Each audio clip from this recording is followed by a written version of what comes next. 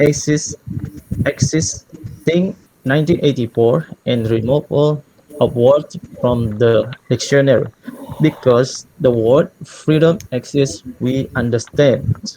The concept, however, if not such a word exists, the thought would be vague or unclear at the very least. Okay. Next, maybe with Mr. Sahrul, please.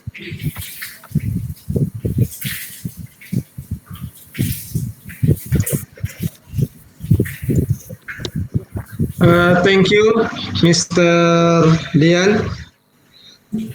I would like to continue the subject. Next is diachronic or axis of succession. Diachronic draw time models. There are three models: internal language development, genetic relationship, cross-linking model, or external language contact, borrowing areal relationship. Diachronic study, meaning a study of how language changes over time, historical examination of the influence of culture, travel, etc. On the way language work, how they form rules, how they change form, morphology, how they grow and how they become old, etc. And synchronic or axis of simultaneities, synchronic companies,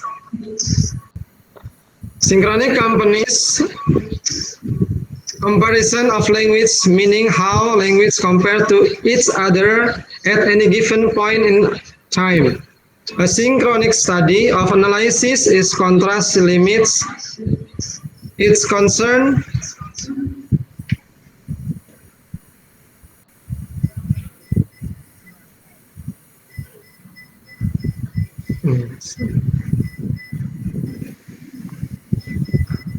its concern as to a particular moment of time. The synchronic linguistic take a language as a working system at a particular point in time without concern for how it has developed to its present states. Diachronic or historical viewpoint. There are time axes, synchronic slice or points in time, often present as in a synchronic study of the English verb. The differences between synchronic and diachronic. Synchronic is language as a system of sign is studied as a complete system at any given point in time. Example, modern American English and British English have a synchronic relation. And diachronic is change in the meaning of words over time, visibly changed in usage. It's based in the dictionary meaning of words. 12th century English and 21st century English where related things exist separate by time. Langue, the whole set of linguistic signs and habits deposited within its individual in form and determining the use of grammar, phonology, and vocabulary. And Pahol is seen as speech utterance, as the actualization of langue at a precise moment by a particular individual. Langue, the differences between Langue and Pahol.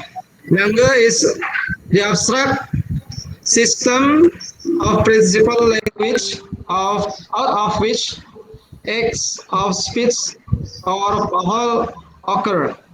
Consider the analogy that the game of chess are the Langue and the individual movers of chess itself comprise the Pahol.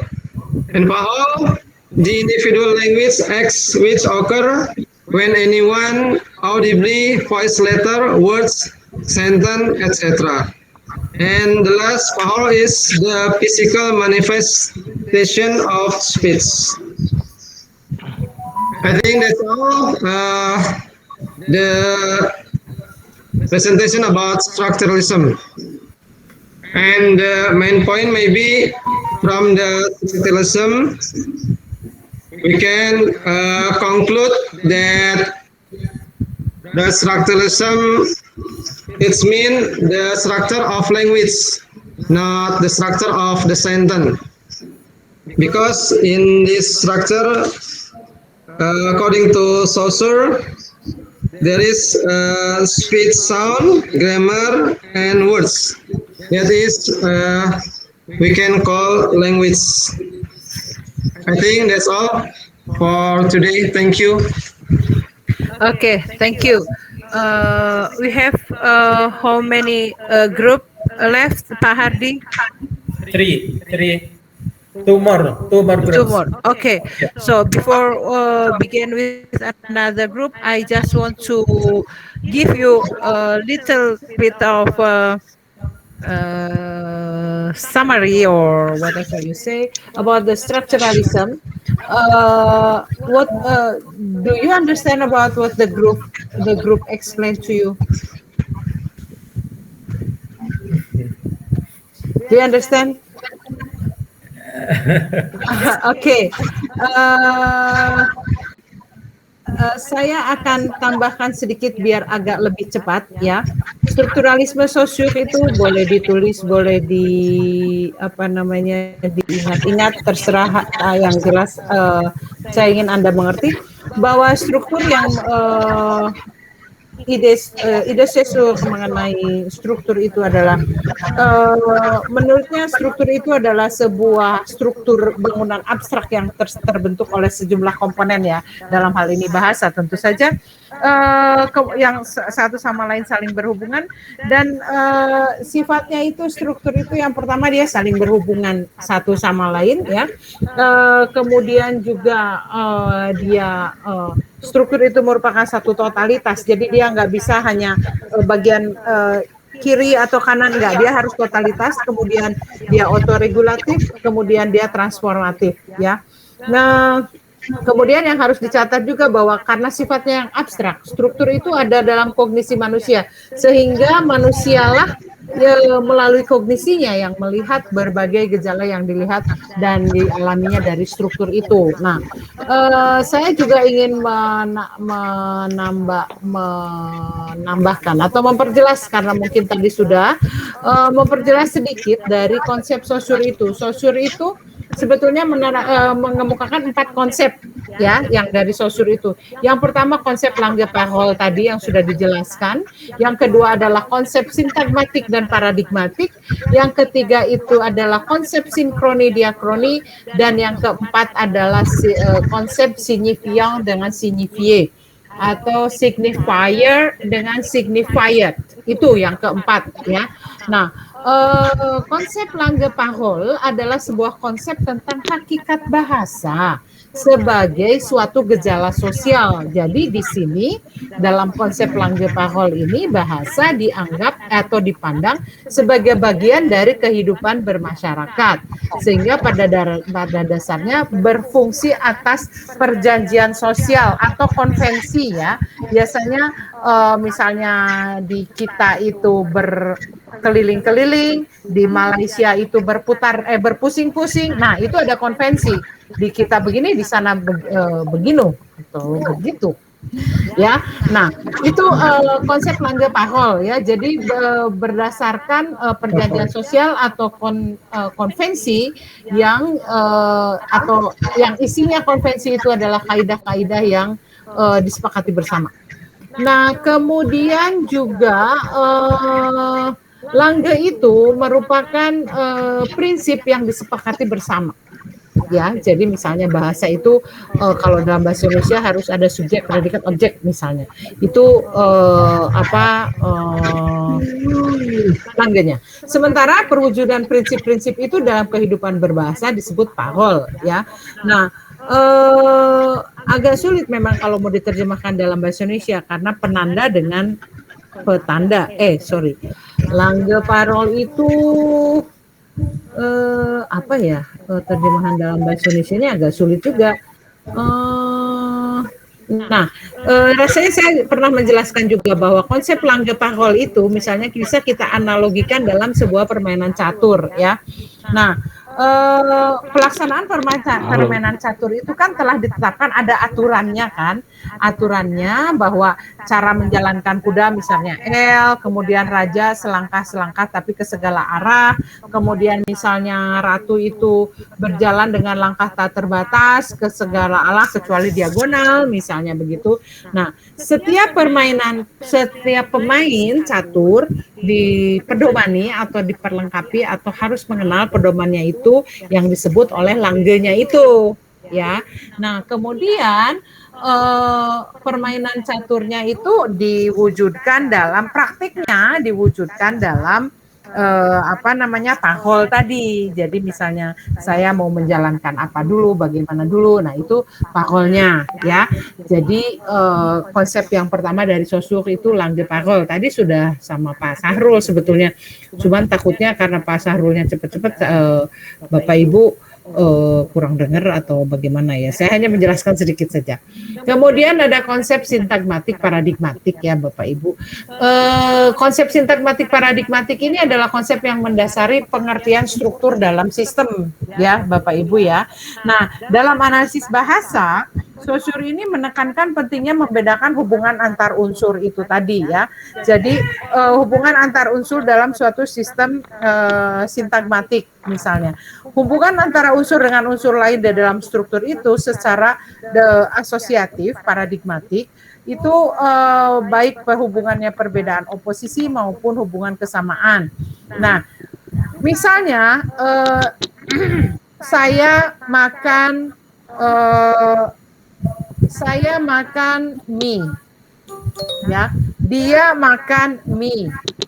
Kemudian mereka makan mie. Nah, saya, dia, mereka itu dalam hubungan asosiatif. Jadi artinya bisa berganti-ganti subjeknya, tapi ininya tidak berubah. Ya, tapi hubungannya tetap saya di situ subjek, makan di situ verb, apa ya?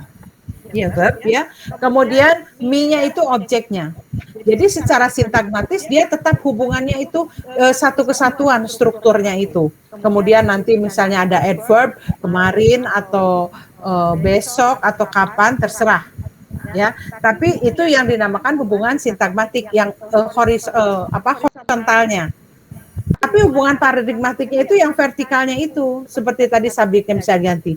Kalau misalnya objeknya diganti, misalnya saya makan roti, itu artinya sudah berbeda. Ya, karena roti itu nanti dia bisa ganti lagi, saya makan roti, saya makan mie, itu juga hubungan paradigmatik misalnya. Karena hubungannya vertikal. Kalau yang horizontal itu lebih ringkasnya itulah yang sintagmatik. Nah, kemudian tadi konsep sinkroni diakroni dalam strukturalisme adalah mempertajam perbedaan antara kajian semasa dan kajian antar masa. Yang di sinkroni itu sinkroni itu yang satu waktu. Kalau yang diakroni itu yang kajian dengan masa lalu, misalnya tadi bahasa Inggris abad 18 dengan bahasa Inggris sekarang kan berbeda. Nah, itu yang dikaji perbedaannya apa dan bagaimana. Nah, analisis sinkroni, tapi bukan sejarahnya ya yang dikaji, tapi perbedaan-perbedaan bahasanya itu, misalnya bahasa dari abad dulu sampai sekarang dalam kajian diakronis itu dikaji, bukan sejarahnya. Nah, analisis sinkronis ini adalah analisis yang memberi tekanan pada sistem yang berlaku pada suatu kurun waktu tertentu tanpa meninjaunya dari aspek perkembangannya. Dari diakroninya enggak. Sinkroni jadi meneliti bahasa dalam suatu kurun waktu tertentu yang disebut semasa itu. Tapi kalau diakroni dia menghubungkannya dengan yang lalu. tapi bukan sejarahnya, tapi yang lalu misalnya bentuknya bagaimana dan sekarang bagaimana begitu. Nah, dalam analisis diakroni yang diutamakan adalah aspek perkembangannya. Sekarang ini banyak sekali bahasa Indonesia berkembang walaupun jadi aneh dalam tanda petik ya. Itu berkembang itu Bapak Ibu bisa pelajari secara diakronis ya. Secara diakronis. Nah, dan kenapa dia bisa berubah bahasa itu? Misalnya sekarang ini banyak sekali ya berlebihan jadi lebay misalnya. Kemudian ada pemakaian istilah-istilah jadi kekinian dan sebagainya. Itu adalah perubahan-perubahan bahasa. Saya nggak tahu perkembangannya positif atau negatif, tapi itu menunjukkan adanya perkembangan. Nah, itu yang dipelajari dalam diakroni. Ya, Bapak Ibu. Kemudian konsep yang terakhir dari sosiok tadi yang juga disampaikan mengenai petanda dan penanda itu atau dalam bahasa Inggris signifier dengan ER dan signifier dengan ED ya. Nah, dalam bahasa Indonesia itu penanda dengan petanda. Nah, Bapak Ibu, konsep tentang tanda kemudian berkembang dalam ilmu yang dinamakan nanti adalah semiotik. Saya kira akan ada yang tampil juga hari ini semiotik. Nah, bagi sosiur, bahasa adalah sistem tanda yang maknanya disepakati melalui suatu konvensi sosial. Nah, setiap tanda itu terdiri atas dua unsur yang berkaitan satu sama lain. Kedua unsur itu ya adalah penanda atau citra akustik ya Bapak Ibu dalam image akustik sebagai unsur yang ditangkap oleh panca indera manusia. Kemudian dicerap dalam kognisinya. Ya, Bapak Ibu. Nah, dan petanda yaitu konsep yang berkaitan dengan penanda. Petanda itu yang dalam bahasa sehari-hari disebut makna. Ya, setiap tanda harus terdiri atas dua unsur tersebut yang tidak terpisahkan. Ya, jadi kayak satu keping mata uang. Jadi kalau misalnya penandanya itu adalah gambarnya itu sebuah ada apa namanya bangunan, kemudian ada atapnya, kemudian ada gambar jendela-jendelanya dan nampaknya seperti ada banyak sekali kamar-kamar, terlihat banyak jendela-jendela. Kemudian ada tanda hijau, tanda plus hijau. Maknanya petandanya itu adalah rumah sakit misalnya. Begitu, ya. Nah, itu konsep-konsep yang saya ingin sedikit luruskan dari apa yang sudah disampaikan tadi Pak Dian dengan Pak Syahrusah, ya. Sekarang kita lanjut yang kedua, silakan.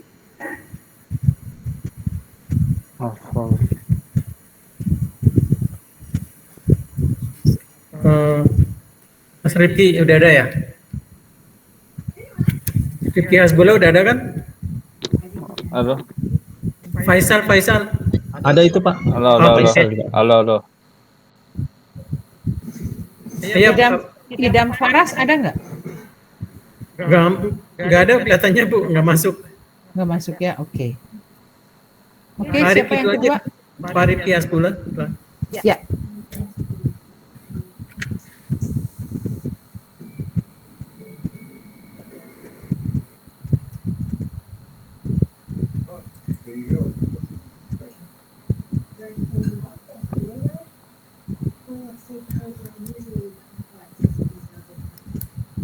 Silakan Pak.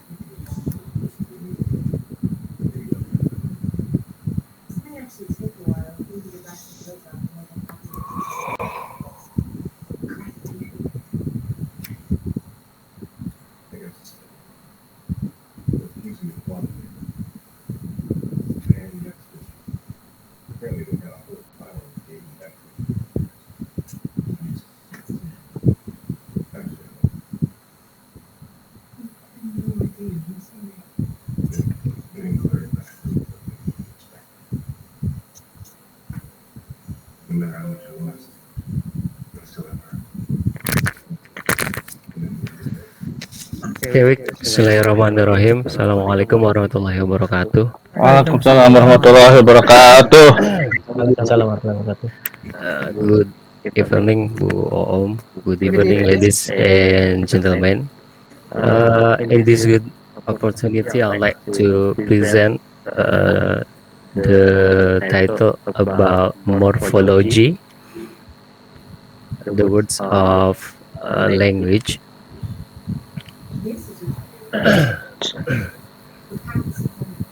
With the morphology, the words of language, I want to present or explain about the definition of morphology and morpheme, the types of morpheme, free morpheme, bond morpheme, derivational, and inflectional. The first one is about what is morphology. The word morphology consists of two morphemes, morph and ology. It is derived from the Greek word morph, which means a form. The suffix ology means science of or branch of knowledge concerning. So, the meaning of morphology is the science of words or forms. Morphology is usually defined as the study of the internal structure of words and the rules governing the formulation of words in language. The words are important parts in our linguistic knowledge. People use and need words every day to communicate with others.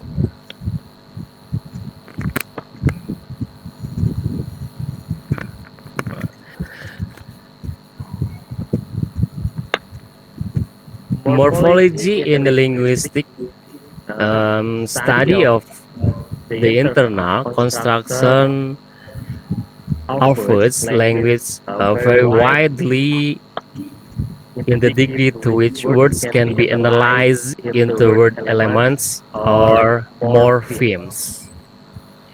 Morphemes, it is a linguistic term for the most elemental units of grammatical form or the basic parts of complex word in a language. They cannot be broken down any further into recognizable or meaningful parts. The unit of grammatical function include forms used to indicate passage of plural.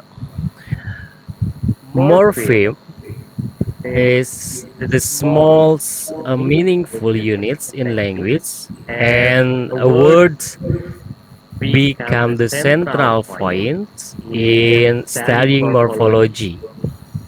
In addition, a morpheme carries meaning and grammatical information such as plurality and tense marker. For example, our institution tell us that the word change cannot be broken down into any meaningful parts. In contrast, the word change, changer, changing, seems to consist of one element change and other elements in ending in ing. For the example, the word boys. Boys is composite of boys and s. Boy is a noun and s is suffix for plurality. Both boy and s cannot be broken down any further, and both of them carry their own meaning. So boys and s are more themes. About the morphe is talking about singular noun and plural noun. For example, deaf, dads, beep, beeps, cake, cakes, brother, brothers. Each of the plural nouns list is made up of two morphemes. The first one is the base morpheme, such as a boy and dad. And the second one is a polar morphemes with s, which is attached to the base morpheme. Therefore, morphemes are the minimal units of word building in a language. They cannot be broken down any further into recognizable parts. In a short, a morpheme is defined as the minimal linguistic signs, a grammatical unit that is an arbitrary union of sound, and a meaning that cannot be further analyzed. This is a single word may contain one or monomorph or more morphemes or polymorphemic. One morpheme, for example, is a boy, desire. The, the two morpheme is boys, desire become desirable. Three morphemes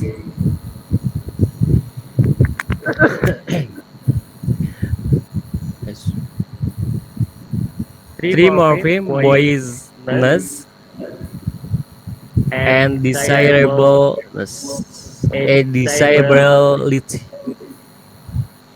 Four morphemes, gentle, manliness, undesirability. More than four, ungentlemanliness, anti-disestablishment, Tarianism.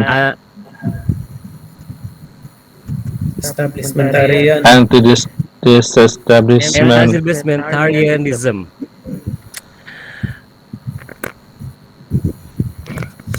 So, the meaning of morpheme must be constant. The adjective morpheme er means one who does. For example, singer, painter, lover, worker, but the same sound represents the comparative morpheme, meaning more, nicer, prettier, taller. Thus, two different morphemes may be pronounced identically. The identical form represents two morphemes because of the different meaning. Next, the same sound may occur in another word and not represent a separate morpheme. For example, visor.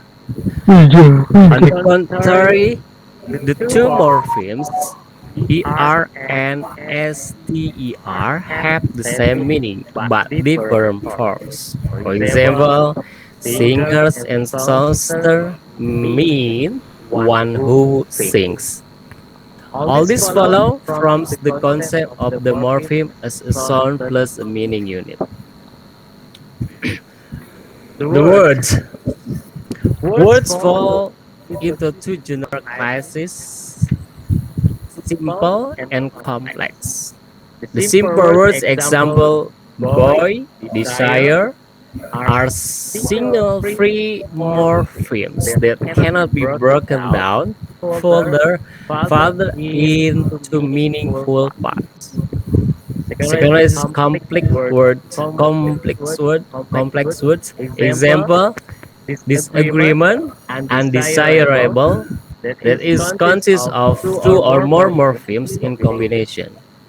The complex word consists of a morpheme, root or base, and one or more affixes.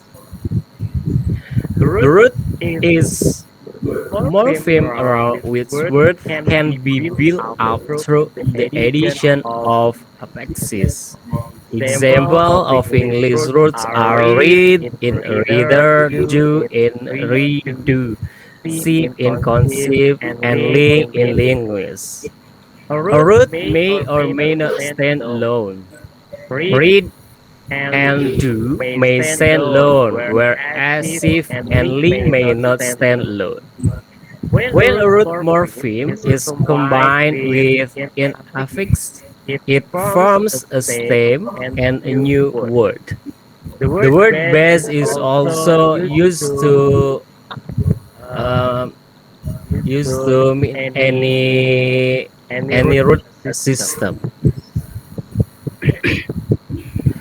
Morphemes are classified into two. The first one is free morphemes, a morpheme that can stand alone, and the second one is a bound morpheme, a morpheme that cannot stand alone. A free morpheme is a unit of a meaning which can stand alone as an independent word or alongside another free or bound morpheme.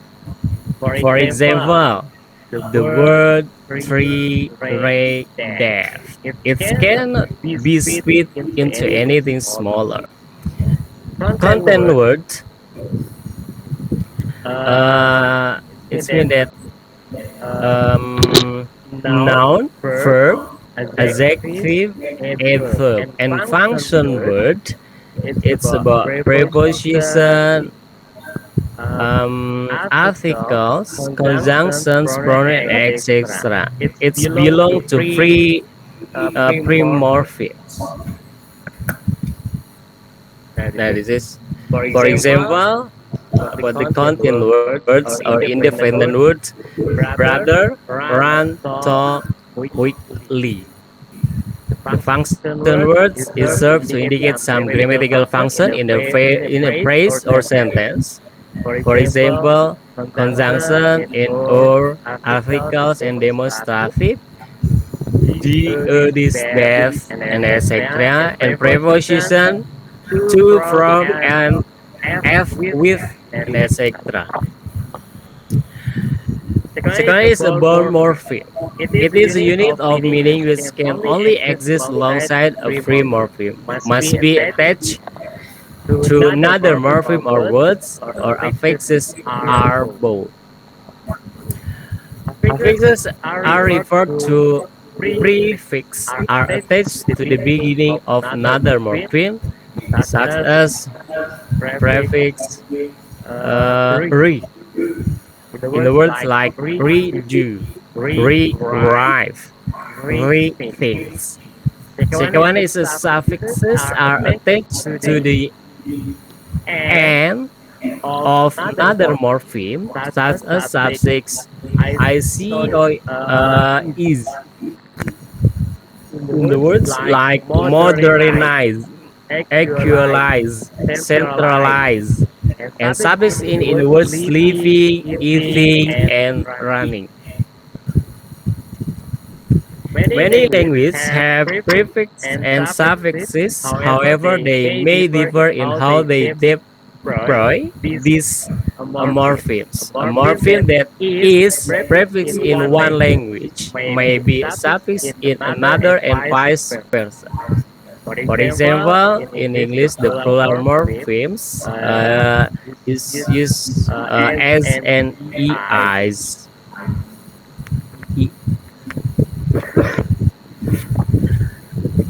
Are suffixes boys. In this was Java spoken in Mexico, the plural morphemes ka is prefix ziggy, or it mean that sin. Kazigi is mean that chins. Certain English but not English also have affixes noun as infixes. For example, in Batak Igorot, the language of the Philippines, the infixes in is used to indicate the product of complete action. The word kayu meaning wood. When the infix in is inserted after the first consonant key to form the words kinayu, meaning that gathered wood. Some languages have circumfix morphemes that are attached to base a morpheme, but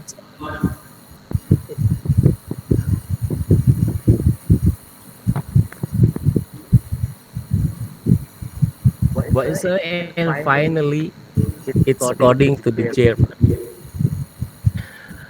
affixes the prefix Ah, bentar. Oh, bentar, bentar.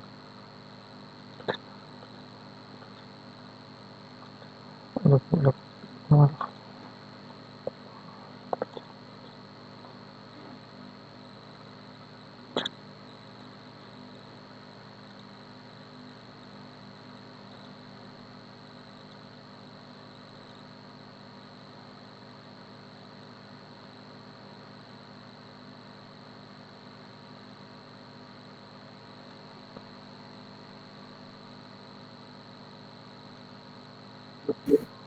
but irregular verbs from the past tense in other ways.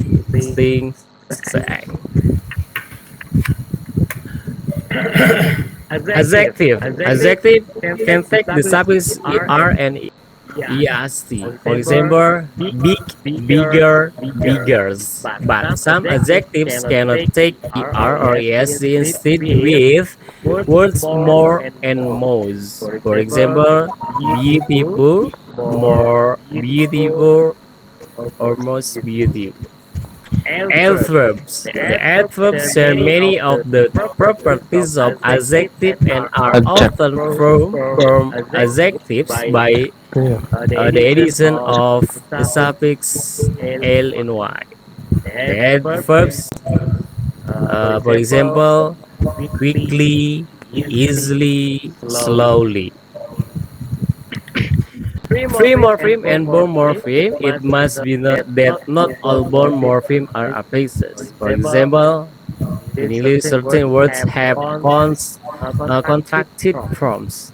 They will go, or in contracted form, spelled ow, is a bone morpheme in that it cannot occur as an independent word and must be attached to the preceding word or a phrase vowel.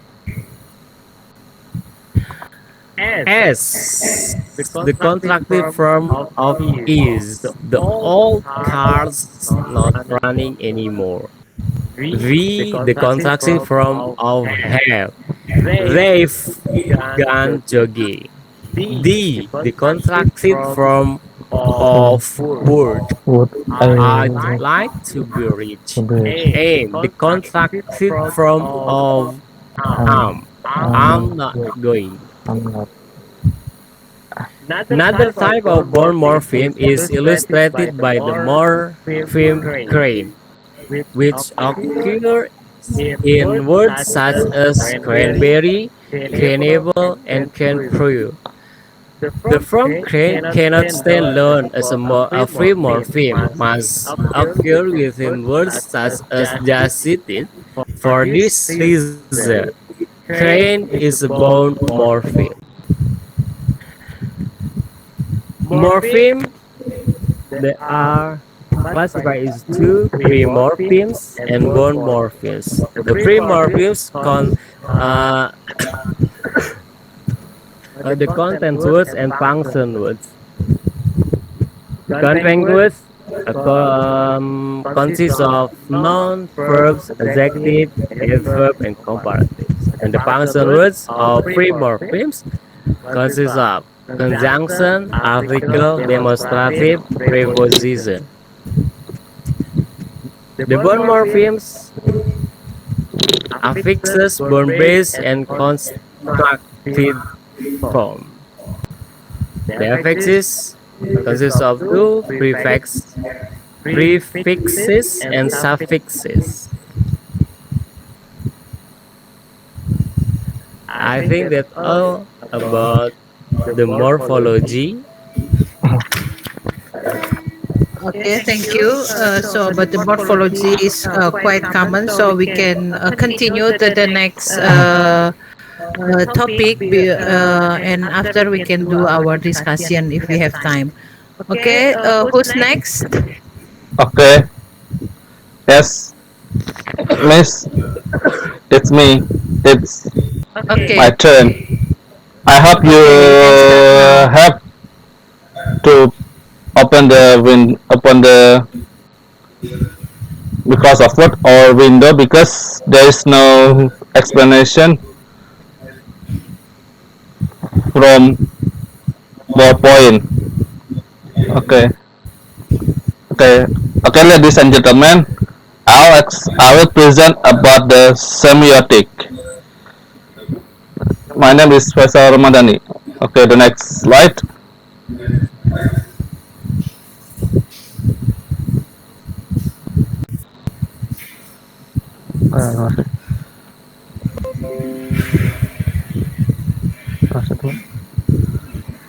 Okay. What is what is semiotics? Semiotics is concerned with meaning, how representation in the broad sense, language, images, objects generates meaning or the processes by which we comprehend or attribute meaning. For, for visual images, or visual and material culture more generally, semiotics is an inquiry that is wider than the study of symbolism, and the use of semiotic analysis challenges concepts such as naturalism and realism, the notion that images or objects can objectively depict something, and intentionally the notion that the meaning of images or sub-objects by is produced by person who created it. Semiotics defined through semiotic terms. To introduce the language used in discussions of semiotics, we say that semiotics is the study of signs and signifying practices. A sign can be defined basically as any entity, words, images, objects, etc., that refers to something else. Semiotic studies how this differing results from previously established social convention. Signifying practices simply refers to how rather than what meaning is produced, and finally the social convention which links signs with meanings is called a code. Semiotics and visual culture. For studies in visual and material culture, Peirce's classification of signs in terms of icon, index, and symbol are useful, though these are not the only classifications he created. An icon, simply put, is a sign that is linked to a signifier through similarity in appearance. Examples here include portraits or abstract paintings where color is. For example, black, the painting is black, refers to the color black and can then be interpreted differently. Science and reality. If objects are signs in identified regression to a supposititious logos, and if interpretants are signs marching in progression toward the ultimate disintegration of mind, what is the left that is not a sign? What of the somebody mentioned by Pierce, the observer or the interpreter of the train after train of sign action? In a celebrated article he published in 1868, Pierce anticipated and answered this question, contending that the word or sign which humans use are the humans themselves, which is to claim that the human and the external signs are identical in the same sense in which the words homo and man are identical. Semiotic object is what is known about the object or phenomenon. There are therefore it designates what can be seen and known from substituent stimuluses that historically have been deconstructing, and reconstructing the environment or given elements of it in a given society. Against this, the expression substitute semiosis designates the novelty or the attempt to innovate that a given substituent semiosis aims to produce. Therefore, with the quality of science as a new sense of the environment or of given elements it.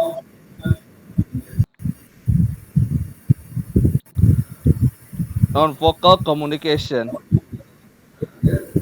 Signals, signs, and symbols, three related components of communication processes, founding all known cultures, have attracted considerable scholarly attention because they do not relate primarily to the usual conception of words or language. Each is apparently an increasingly more complex modification or of the former, and each was probably developing the depth or prehistory before or at the start of man's early experiments with vocal language.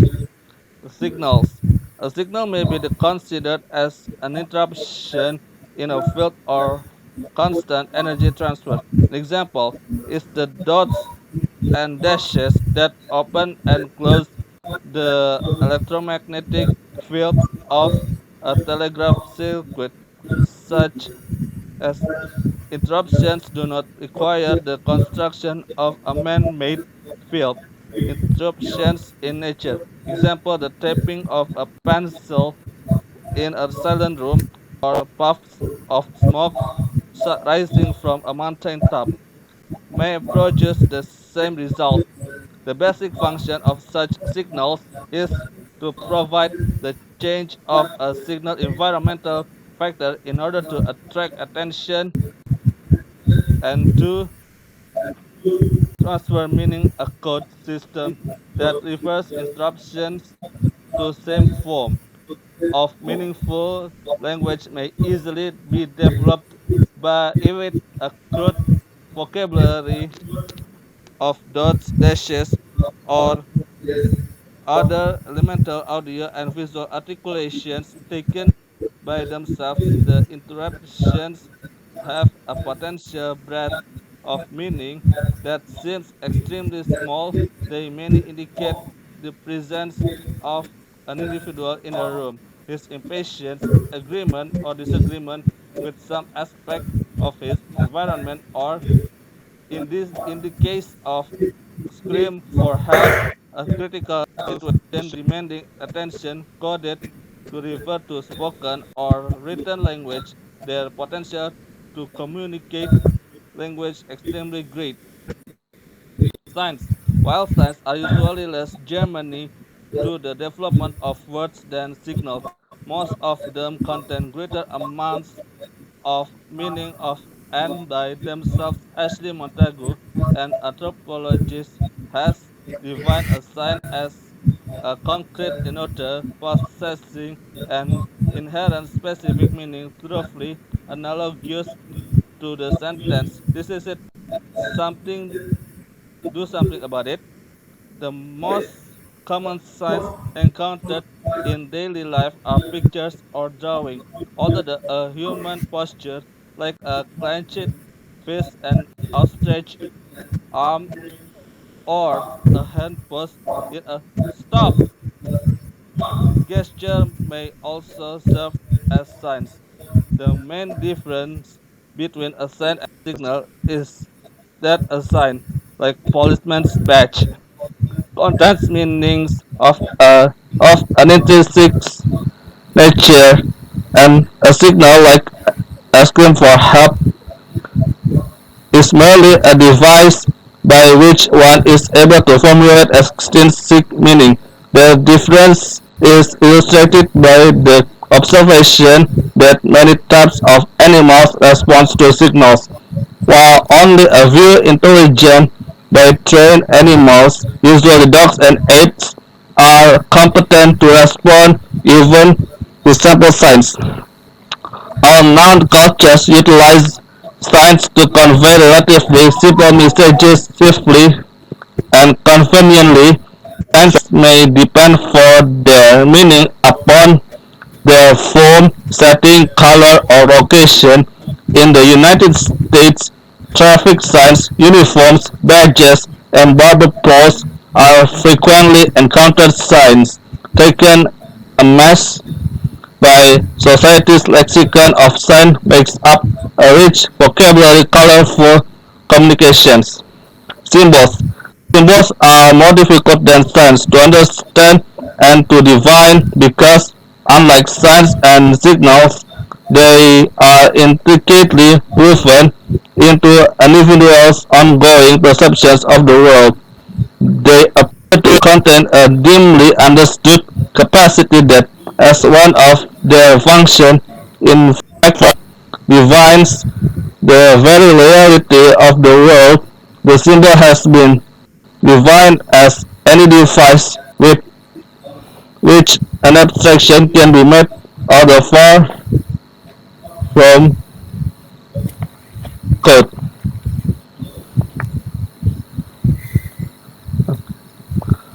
Prospect and retrospect. The definition, scope, and methodologies of semiotics vary from theorist to theorist, so it's important for newcomers to be clear about whose version of semiotics they are dealing with. There are many semioticians whose work has not been discussed in this brief introduction to the subject, and other theorists, notably Derrida and Foucault, have been included because they address semiotic issues. Even though they are not semioticians, the appendix lists some key figures and schools, but this little book cannot perform functions of encyclopedias and of semiotics. Structuralist semiotics. Semiotics has become closely identified with structuralist approach, but it is not type of any particular theory methodology. The current review has focused primarily on the European tradition deriving from Saussure, although we have also taken account of the impact of the Persian approach within this tradition. As we have seen,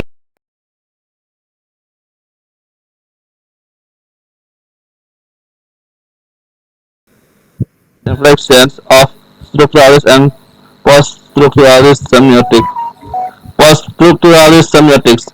Many contemporary theorists have rejected a purely structuralist semiotics, though as we have seen, structuralism has taken variety forms, and not all of them are subject to same catalog of criticisms. However, even those who choose to reject structuralist priorities need not abandon every tool employed by structuralists, and whether they do or not, they need not reject semiotics whose influential as it has been. Structuralist analysis is but one approach to semiotics. Many of criticism semiotics are directed at a form of semiotics to which few contemporary semioticians adhere. It's only fair to note that much of criticism of semiotics has taken the form of self-criticism by those within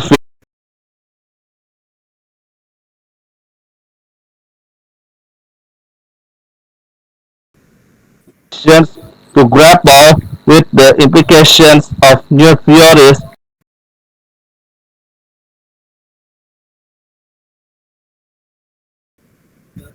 from the structuralist tradition in the late 1960s. problematizing many of its assumptions. Okay, I think it's enough. Assalamualaikum warahmatullahi wabarakatuh. Waalaikumsalam warahmatullahi Waalaikumsalam wabarakatuh. warahmatullahi wabarakatuh. So, do you have any question?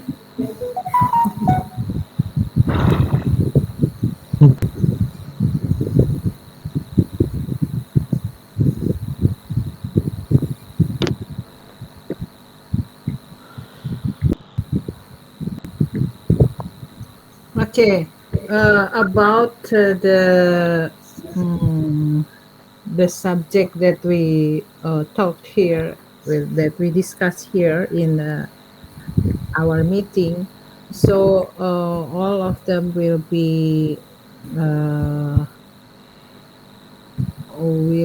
be showed in our final exam. I hope you understand. It's quite tired today because it's all marathon since this morning, as well as the meeting with the dean. So I think if you don't have any other question, I think we can finish it now. So if you have something to discuss, please go ahead. Do you have something to discuss? I just asked Pak Suhardi in our WhatsApp what the topic about. Our topic since the midterm, because I sent already the exercise for the final exam to TU. I'm afraid there will be incorrect because I have exercise bank. Saya punya bank soal. Saya takutnya salah kirim.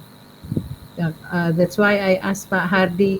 I answer it. I answer it. I answer it. Okay, thank you. Thank you, Pak Hardi. Yep. So, thank you very much for your cooperation. I hope we will see you soon in the class. I hope. You never go to the class, huh? Then Yes. you will be MPD, Master of Pandemic. So,